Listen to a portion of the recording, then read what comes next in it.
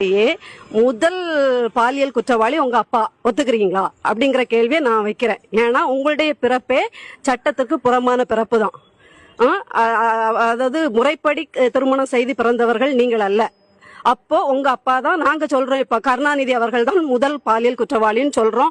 இந்த புகாரை நாங்க வைக்கிறோம் பெண்கள் சார்பா.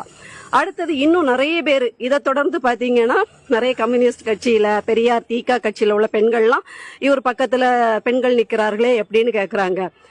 ஒரு மனைவி இருக்கும் போதே துணைவியை வைத்து கொண்ட கருணாநிதி அவர்களை தலைவராக ஏற்றுக்கொண்ட நீங்கள் எப்படி அவர் பக்கத்துல நிக்கிறீங்க?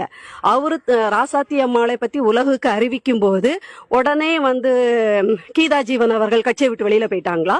இல்ல அதை தெரிஞ்ச உடனே பூங்கோதை அவர்கள் ஐயோ நம்முடைய தலைவர் ஒரு துணைவியை வைத்துக் கொண்டார் மனைவி இருக்கும் போதே பாலியல் குற்றவாளின்னு அவங்க கட்சியை விட்டு வெளியில போயிட்டாங்களா? அவங்க கட்சியில இருக்கதானே செஞ்சாங்க. அதே மாதிரி ஸ்டாலின் அவர்களை பத்தி விக்கி லீக்ஸ்ல சொல்லப்படுது.